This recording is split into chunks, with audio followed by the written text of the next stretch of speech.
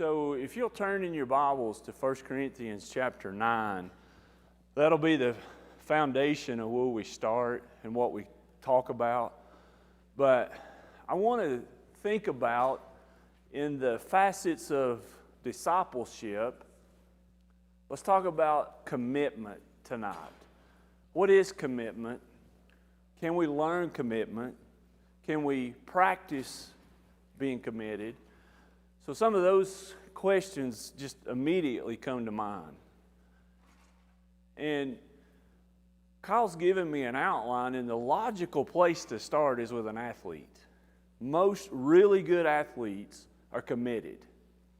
But also we can apply it to scholars, right? Someone that is, we would say, smart or educated or very well learned. They're committed as well, right? So what is commitment? Y'all help me out. I know we know what it is, right?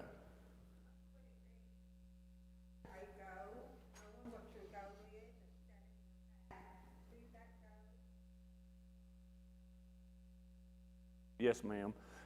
She said, could it be setting a goal and keeping on until you reach that goal? You're on that path and you're concentrating and you're going to get it done. I think that's a great analogy. What are some others? What is commitment? I'm sorry? Clyde said it is a promise. That's exactly right. So, yes, ma'am. Commitment is following through on something, sometimes even if you don't feel like it. Yes. Leanne said to follow through with something, even though sometimes you may not feel like it. You may be just a little bit tired, had a long day at school or work or whatever. Yes, sir, Ryan. It's determination to complete the goal. It's determination to stick with something. If you don't have determination, you never will be committed to something because there's no reason for you to stick to it if you don't have that will to do so.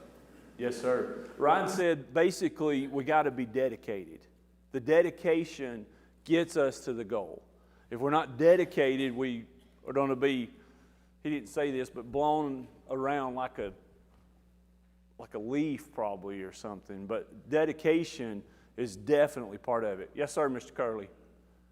In order to do a good job, you have to be fully dedicated to what you're doing. In order to do a good job, we have to be fully dedicated to that task. I agree with that. That's exactly right. So let's think about it in the context of 1 Corinthians 9, verse 24. 1 Corinthians, verse 24, chapter 9. It teaches us to run in such a way to obtain it. That's what we're talking about, right? Dedication, goal, following through. Paul, when he penned these from the providence of God, he was in an era that a lot of people focused on their physical body more so than the spiritual. They ran races. There's several times in the Bible that we talk about running a race. We talk about an athlete that is a professional or now even college level athletes. Their dedication probably started somewhere 5 or 6 or 10 years old, running or practicing or figuring something out.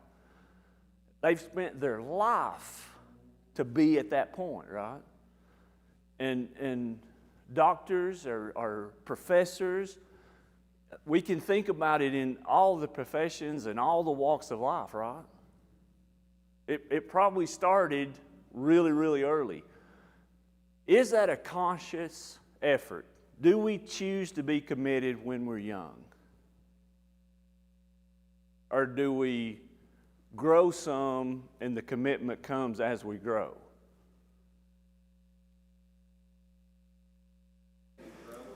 It was a little bit of a trick question. Dr. Lop said it depends. I didn't hear you, Ryan, sorry. I was saying we get more commitment as we grow and learn what it is. We get some knowledge, Ryan says, and once we get that knowledge, we start growing, and then we get a little bit more committed. Can you learn to be committed? Yes. That's a good word. Can we learn to be disciplined? Yes.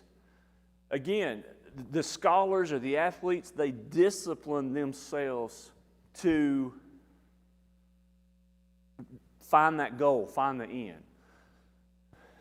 Our brother Alan loves to run, and I'm glad he does. But once he runs that 5 miles in the morning, he's got to be committed the night before, right? To get some rest, to think about maybe planning it out. It'd take me 7 days to run 5 miles. I'm just saying. But there's some preparation, right? So if we're young, and I think what Dr. Lop is saying is it depends on our mental attitude, right? Is it correct to say that if we teach our attitude, we can learn to be committed? Can you learn to have a good attitude? I think so. I love this saying. Christine has it in her kitchen. Today is a good day to have a good day. She's choosing, right? We're choosing to have a good day. We're choosing our attitude. So we can choose to be committed, right? Yes, ma'am. Naturally committed. Some people have the squirrel philosophy. The squirrel runs by and goes, ooh, and then, you're just constantly. But those are the tools that are available that will help us to be more committed. And sometimes it's just a matter of finding what tool is going to work for you to help you stay on the path and not get distracted by all this other stuff. That's true. But sometimes the people you're with can help you do that. So Carol has basically stated that it doesn't come natural or easy for everybody to be committed. It takes some work. And some people have, her words, the squirrel mentality. Squirrel runs across the road and you go, oh, squirrel, and you lose focus, right? But there's tools that we can look at, that we can study, that will keep us on track, right? I know there's several people that are diabetic in our congregation, and I feel for those people. Y'all know how I like sweets. But they have to be committed not to eat certain things, right? They've got it in their mind. It's a continual effort to be healthy in the realm of, I'm not going to take too much sugar, I'm going to take too less sugar. And we can look at it in all walks of life, right? So let's draw it in a little closer to our spiritual life. How can we be more committed spiritually? I know we're going to say we can pray more, we can worship more, we can attend more, we can do more, we can read our Bible more, we can evangelize more. The list goes on and on and on, right? All valid points. But let's strip it all down, and how do I personally get better? How do I get committed? Yes, sir. It seems to me that if a person's committed, they're going to set a goal. They have a certain goal that they're going to reach. And I've had students for many, many years, they had this particular goal. And then I just tell them, I don't know how to do all the counseling stuff.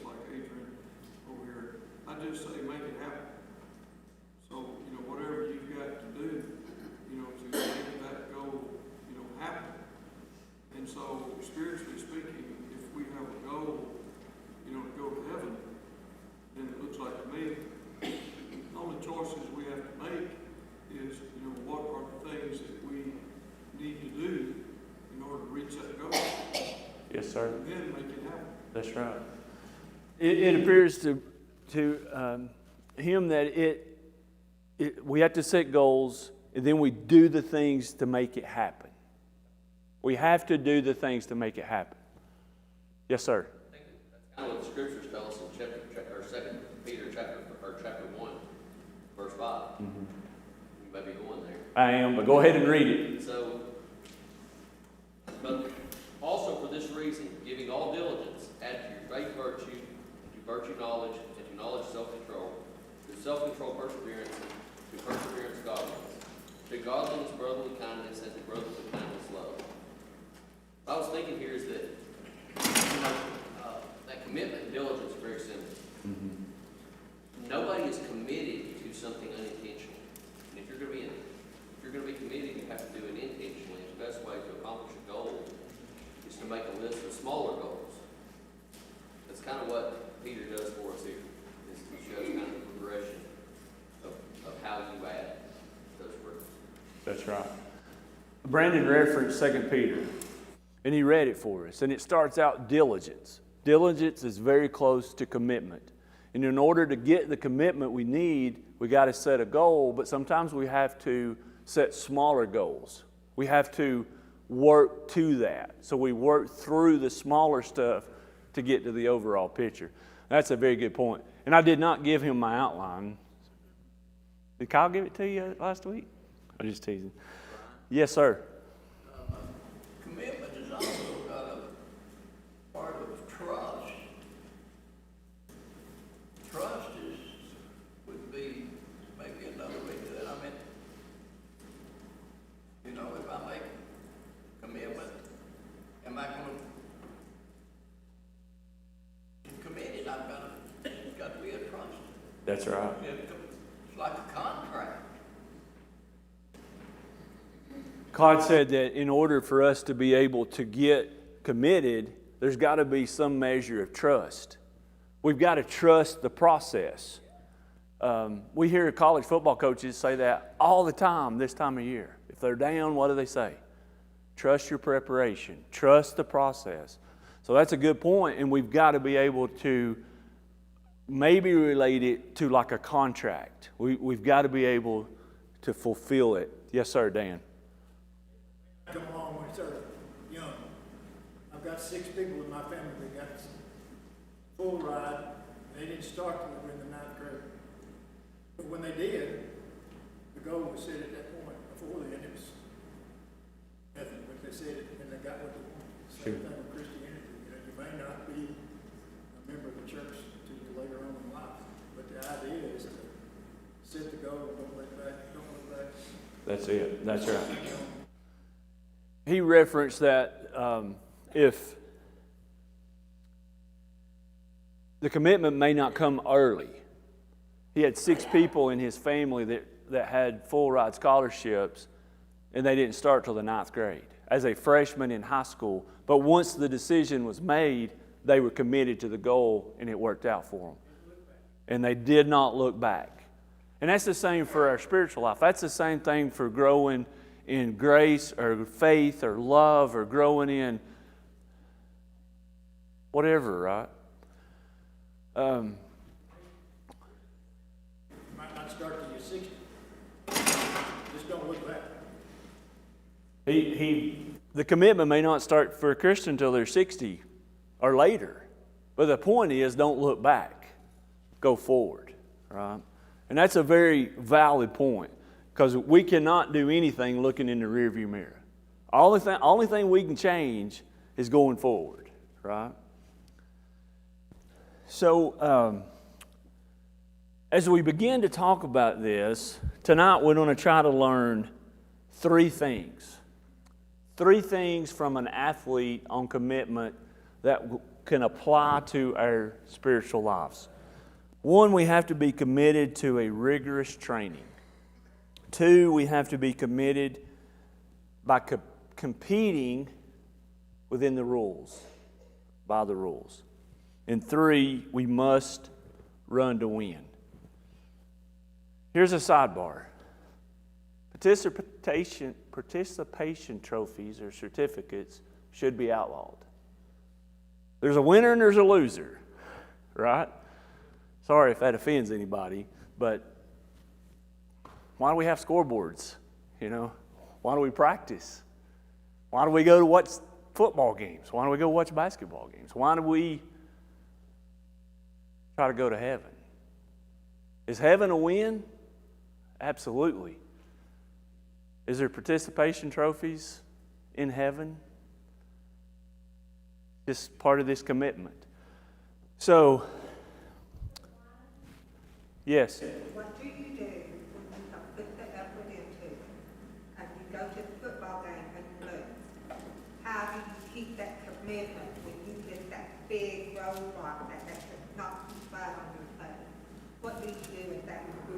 The question was, what do we do when we've put forth the effort and we lose, or we get stopped, or the roadblock comes into us at that point? We've done everything we can, but we still lose. Are you asking me to answer that? Okay, I'll try. Yes, sir. Bow your neck, hoe your road to the end. Bow your neck and hoe your road to the end. That's it. That's all you got to do. So what does those words mean, good friend? I had a student asked me that, and I'm thinking, you knucklehead, what's it? You don't understand? I mean, I just put your head into it, and he asked me, he said, what is a hoe? He asked me what was a hoe. I said, look, just forget the illustration. Your grades are so bad in this course, you're going to fail anyway. He asked what was a hoe, and he said, forget the illustration. Yes, sir, Larry. Do you love the game more than the score or the trophy? I mean, it's like, why do you play football? I mean, if it's just because of winning and losing the trophy, you keep getting beat. I mean, how many people at Cumberland County High School still playing football, and it's not been a pleasant experience? Right. Why are they there? Because they love the game, they love the challenge and whatever. Maybe they don't get the trophy, maybe they don't win the game, but they absolutely are in love with the game. They love the game. That's right. Yes, sir. So, Larry, I'm sorry. They have hope. They're not there just to be playing though. Larry said that. Larry said that the love of the game, the love of whatever, keeps us going through those roadblocks. Where's the hope? Right. I mean, if you don't have any hope that you're ever going to win, what happens? Yeah. If you're not okay with not being okay, it's like... That's it. Yes, sir. Proper Bible study render strength to a commitment. Sure. I mean, the more we read the Bible, surely that would increase in our mind, and then what we did. That is controlling our actions. God said that the more we study, the more proper Bible study we have has to breed commitment, because it increases knowledge and it increases what we're trying to do, right? So when the, yes, sir.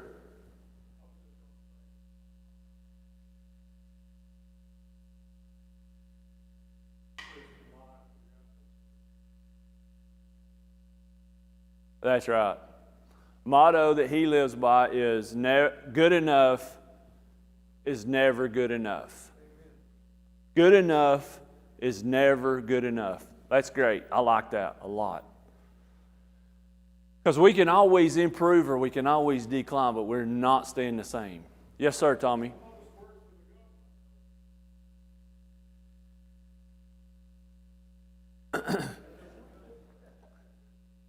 He said some of us work for the government anyway. Yes, sir, Steve. Thinking many years ago, and I was a victim of that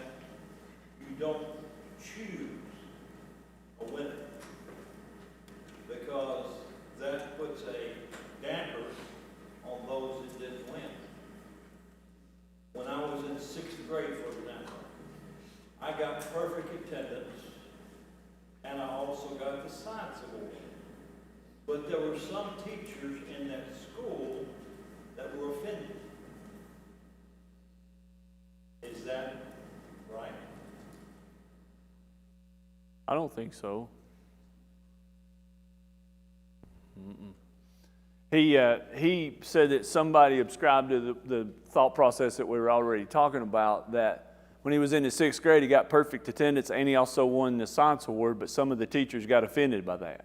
Didn't think he should maybe win both because it wasn't fair for the other people. Yeah, I don't get it. Kyle did some work on the ancient athletes and working through the Olympics, and there was basically 4 sports. They had all kind of games. Basically, the games to them was a form of idolatry because they worked so hard at winning the Olympics, they left everything out. And he also, in his research, talks about contestants were trained under very strict guidelines and circumstances. So how do we relate that part to being a Christian? Is the rules very strict? Is the circumstances very hard? I feel like this means, so you do have to have some guidelines and rules, study aids or whatever it is, but we know that too many people use the Bible to excuse their behavior. Exactly. That's right. She said that we have to not say, well, I think it means, or I feel like it's okay. She said the Bible is used for excuses for what people are not doing sometimes. But we have to be in a situation that the rules are already there. There's not our rules. We have to comply to the rules, right? Yes, sir, Brandon. Use several examples relating to games, creative parallels, races, things. In fact, you kind of look at it and think, maybe he was a fan, or at least he recognized the value of them, and creative parallels is something they can relate to. Right. 2 Timothy, he makes the comment that I fought the good fight, I finished the race, and I kept the faith. Mm-hmm. My understanding of fighting in those days, today we see boxing matches and whatnot where you have judges who judge points and whatnot. My understanding at those times is it was winner take all. Right. You fight until one of you is no longer standing, and that's the winner. So I have fought the fight.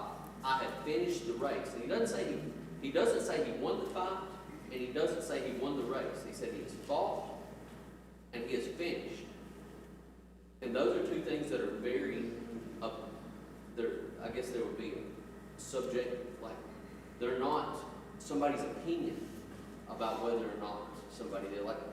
Who the winner is, is not. And then directly behind that, I have kept the faith. So along those same parallels, we see you fought, you finished, you've kept. That's right. I think that's a parallel, though, that we can see. That, it is subjective. It's not objective to, I think this is okay. Mm-hmm. We have a rule book. This is the rule book we're going to play by. That's exactly right. Brandon referenced 2 Timothy. I fought a good fight, I finished the race, and I kept the faith. And he said, we wasn't talking about winning the race. He's finished, and he's kept the faith. It's the endurance, it's the diligence that we've been talking about the whole class. Yes, sir, Mickey. Well, in the context here, their crown in athletics would perish. The crown we're talking about here will not perish. Also, in this room here tonight, there's not going to be one winner. We're all running a race that we all plan to win. Mm-hmm. So I think in the context, something that enters my mind is the commitment began with Jesus Christ.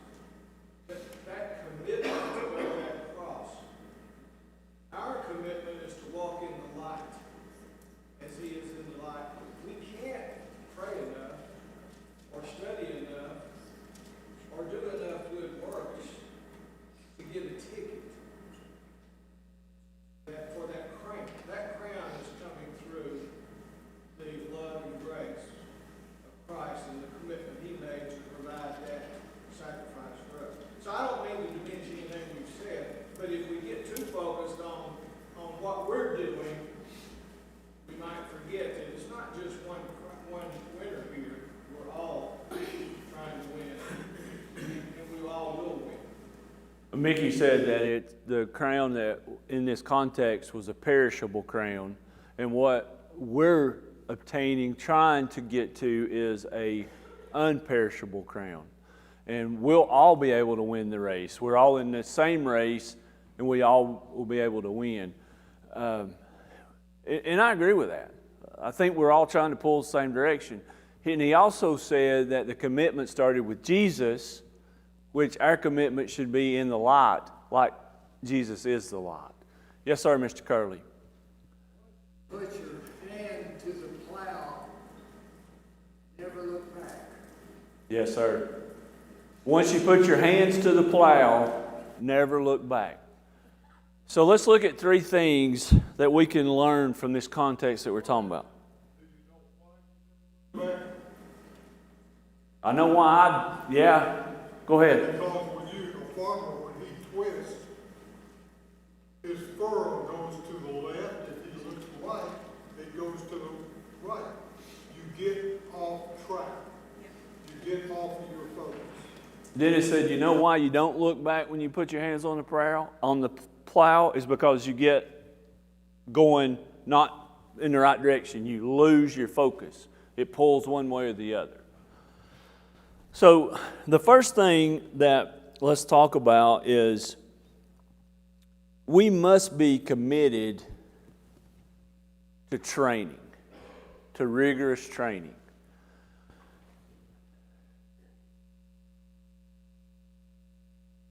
It's pretty simple. We've got to be committed to the training. What's the training? If I could borrow his line, can I see your Bibles? That's our training. Where's the rule book? Right here. The rule book, the commitment, the training is right here. Are we doing that? So let's turn to 1 Corinthians chapter 9, and we'll digest some of this a little deeper. We've already talked about verse 24. Yes, sir. Particular point. What if an athlete were to say, well, I always did it this way? You know, when the coach is saying, you know, this is the training that you've got to take. I think that's analogous to, excuse me, in our spiritual development, you know, that we train according to the book. And it may be that we've been hanging on to something for 50 years or more that might not have been the proper training. Right. And so that means to me then that we got to be critical thinkers. We got to be like the Bereans, and we got to search the scriptures, and we got to be people willing to set aside our own pride and be willing to accept whatever conclusions we end up finding from the training. Mm-hmm. David said that, what if you had an athlete on this point that said, well, I've never done it that way. I've always done it a different way. And we've got to have some critical thinking in order to go forward, basically, and be like the Bereans. And it's just as simple as if we do exactly the way that it is in the book, that's all that it's going to take. If we do it exactly like Jesus tells us to do, it'll be that way. Doug, let me get Clyde and I'll come right back to you.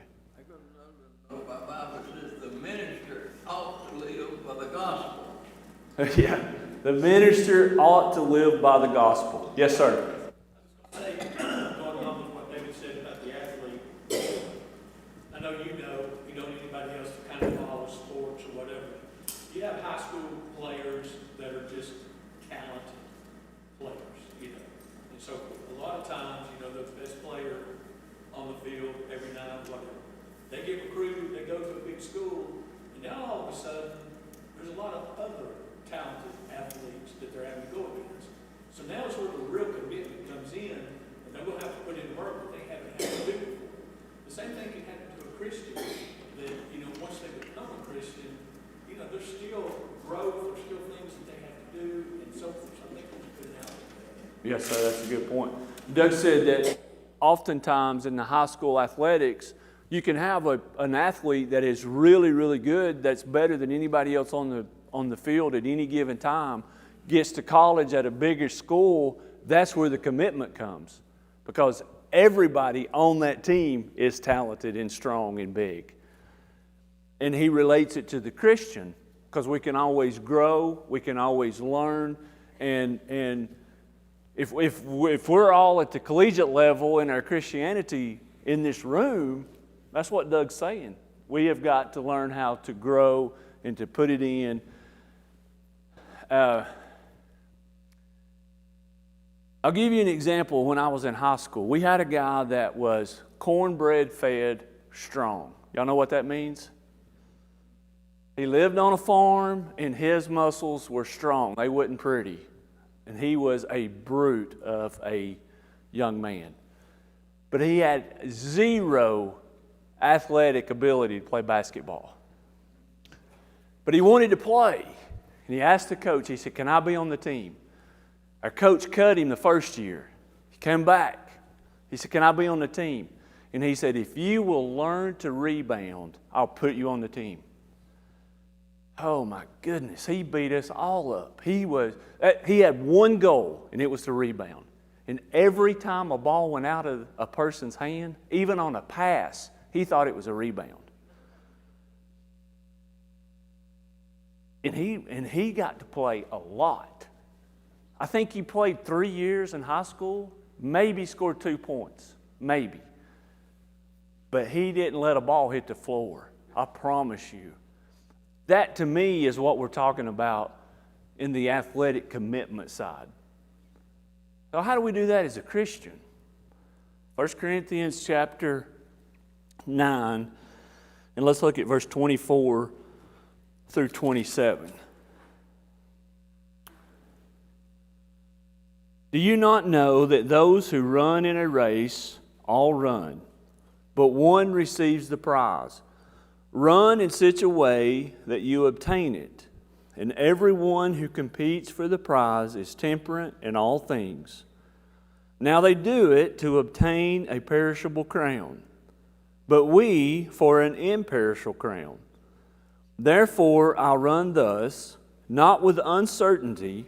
Thus I fought, not as one who beats the air, but I discipline my body and bring it into subjection, lest when I have preached to others, I myself should become disqualified. That's God's words through Paul saying we have to discipline ourselves. When we're kids, our parents do the discipline, right? But what happens when you're by yourself? Do you make the choice that God's going to approve of? That's where we get the discipline, right? So we have to be able to train our bodies. Can we train our minds? Can we train our thought processes? I'm not going to think that way. I'm not going to let it enter my brain, right? That's what it's talking about. We have to be temperate in all things. We have to be self-controlled, right? Is self-control hard for y'all? Yes, sir, Donald.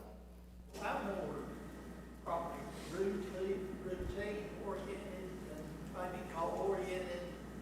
Is if I set a certain day a week that I'm going to do something, I'm more likely to do it. If I set a certain time of the day, say I'm going to pray a certain time, I'm more likely to do it than to just say, well, just throw it out. I'm going to do that sometime. I won't do it.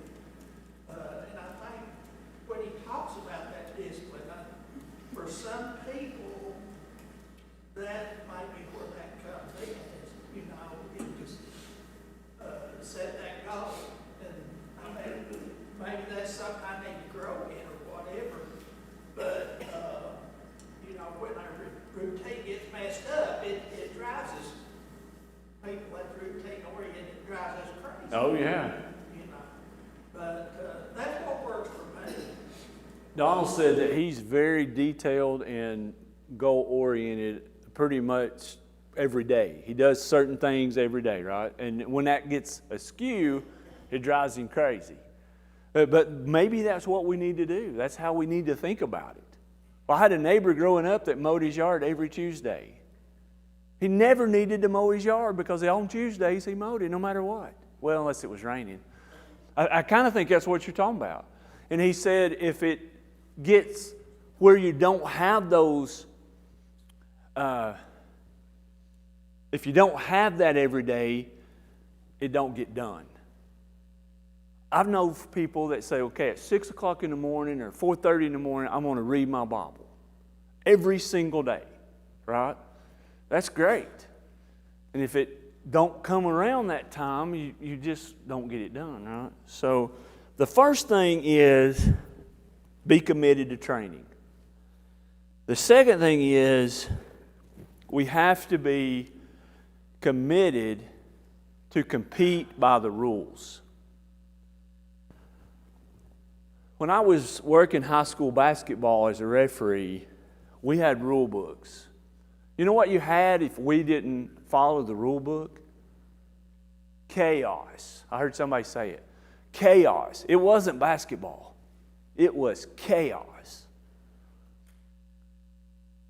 Why is rule books written? Is it not that everybody is on the same plane, right? So if we're training, we're committed in the training, now we're committed to play by the rule book. Turn to Luke chapter 14. Luke chapter 14.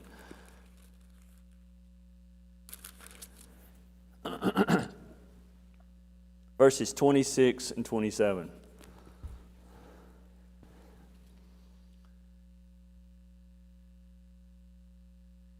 If anyone comes to me and does not hate his father and mother, wife and children, brothers and sisters, yes, and his own life also, he cannot be my disciple.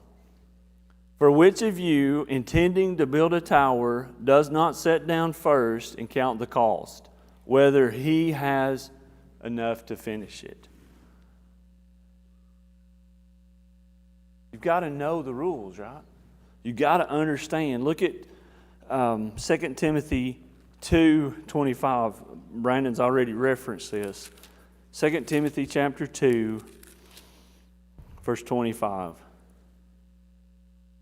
In humility correcting those who are in opposition, if God perhaps will grant them repentance, so that they may know the truth.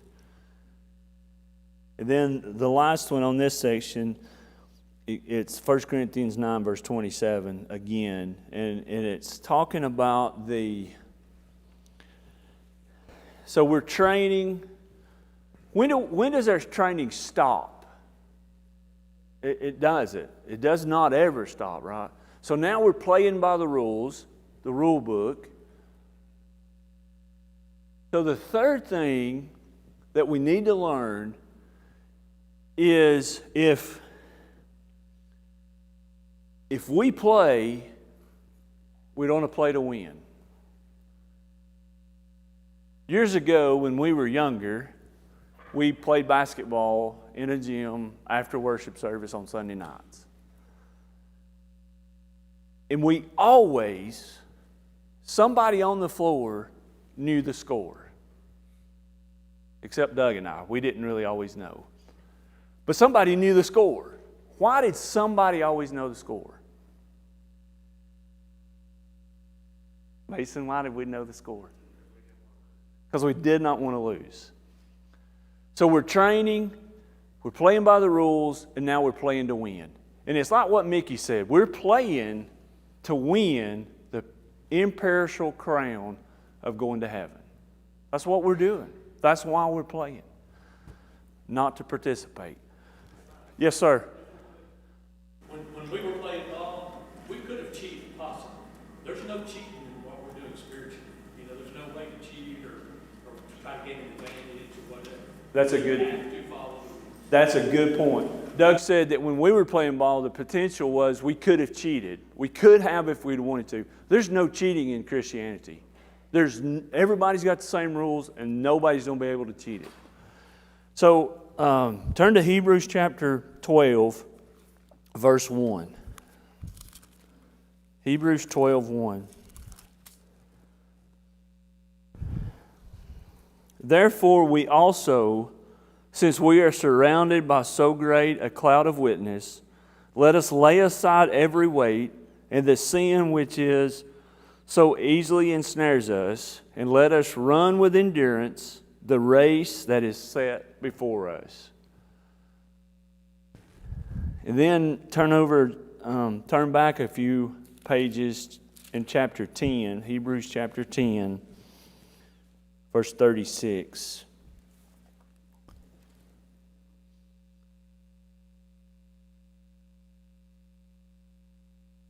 For you have need of endurance, so that after you have done the will of God, you may receive the promise. After you've done the will of God, you may receive the gift of promise. So, if we're playing to win, what's the win? I've already told you the answer. What's the win? Sir? Eternal life. Heaven. I want us all to win, but we got to play to win, right? We got to play to win by the rules, and we got to play to win by training, rigorous training. There's more here, but we're out of time. Any other comments or questions? Because there's somebody fixing to ring a bell, or that door is going to open, and them little people are going to come in. So, thank you very much. Good Lord willing, next week Kyle will be back.